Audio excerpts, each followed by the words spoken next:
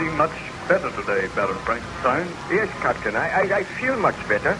Was there any sign of the monster during the night? Nothing was seen. Please be seated. I know that you are interested in my story and you are puzzled by these strange happenings. I am extremely puzzled. Well, I told you that after I left the university, my father built a laboratory near our house.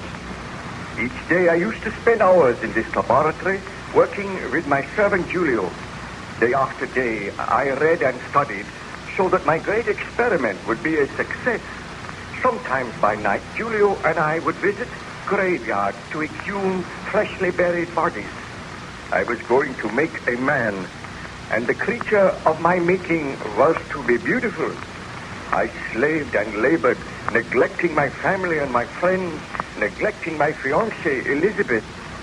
It so happened that at that time, my greatest friend, Ernst Claval, came to stay at our home. He had been at the university with me, and he had a vague inkling as to the nature of my experiment. However, I had become sullen and morose.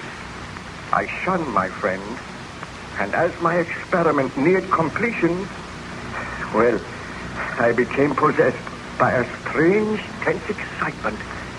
Imagine me in my laboratory late one afternoon, Captain Walton.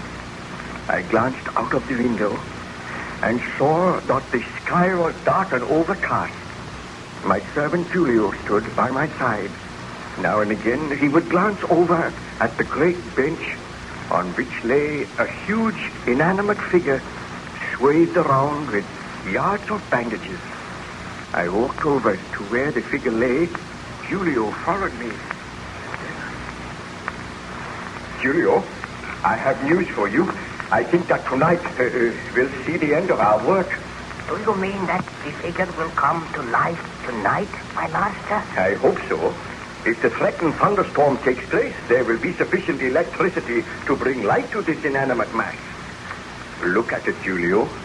At present, it is a lifeless mass shaped in the form of a man. For months, we have worked over it. Tonight, if the storm breaks, we shall raise this figure to the top of the tower in the laboratory, and there it will stay for 1 hour while the thunder crashes and the lightning flashes. Then we shall lower the body onto this bench once again. The wrappings will be taken off, and who knows? I may have created a man. Think of it, Giulio. My work will be rewarded. I am afraid, master. We should not do this. Fool, why are you afraid? I am about to make a name for myself. I will be the greatest man in the world because I have created another in my own likeness. Throughout the centuries, men have tried to do this, but I will succeed. I know it. You may not be meant to succeed. Who is there? It is Clever here. May I come in, Victor? Yes. All right, Giulio. Unlock the door.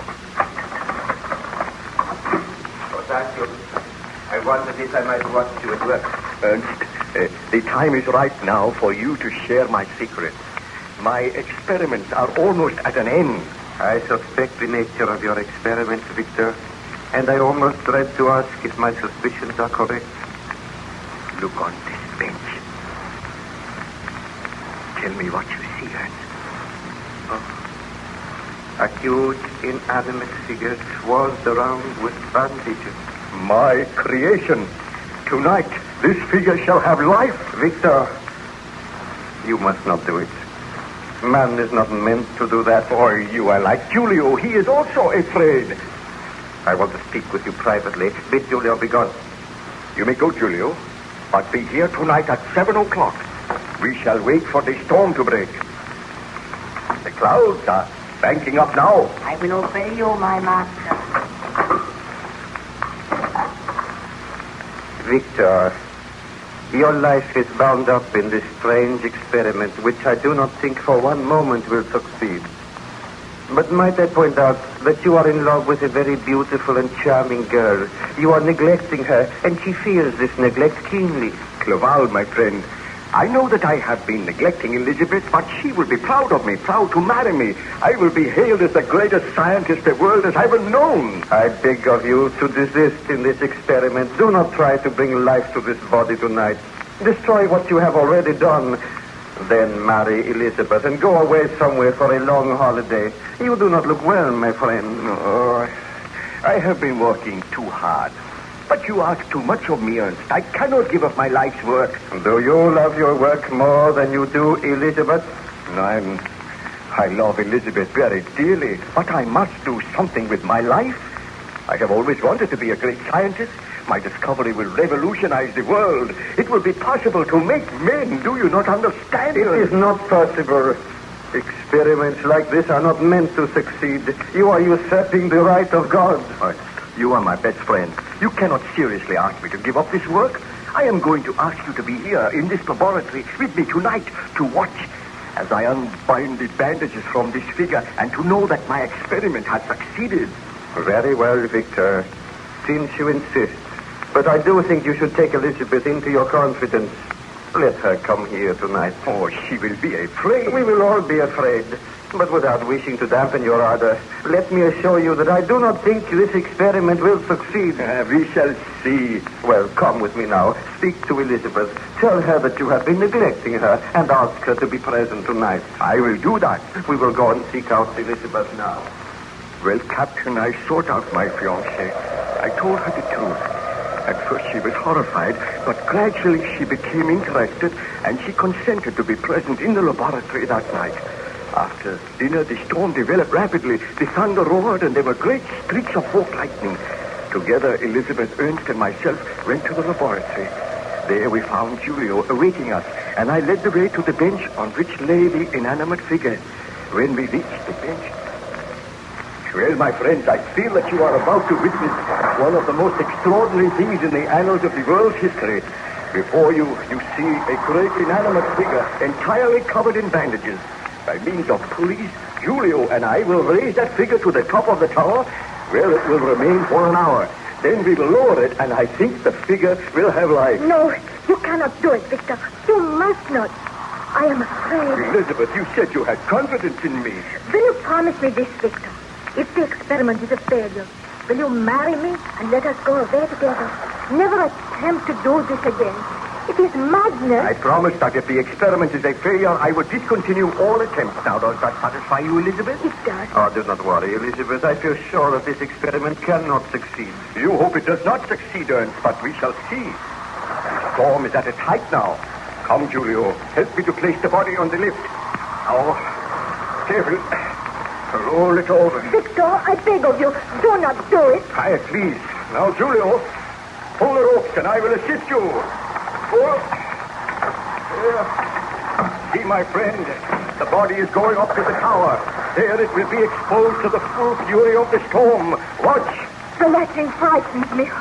But this is a dreadful storm. The body is in place now. It will remain there for an hour. We must be patient. We will wait here. And in an hour's time, I will lower the body, unwrap the bandages, and perhaps I will have created... Please proceed, Baron Frankenstein. Tell me what happened. I can tell you no more today, Captain.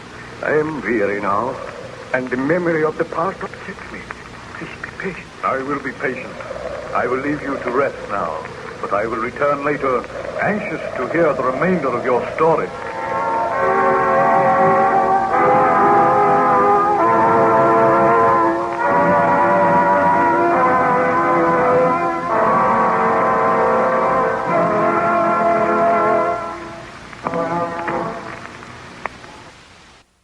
This concludes today's show at Scare FM. If you are thinking of advertising with Scare FM, please go to scarefm.com for more information.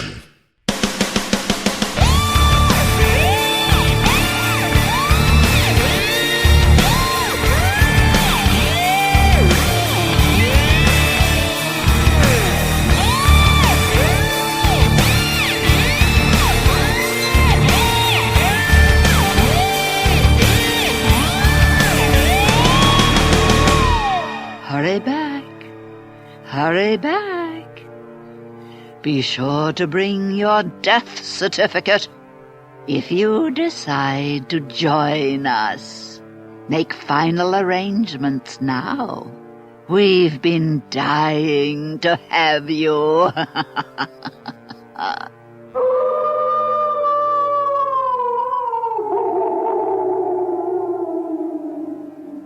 ScareFM.com. ScareFM.com. ScareFM.com.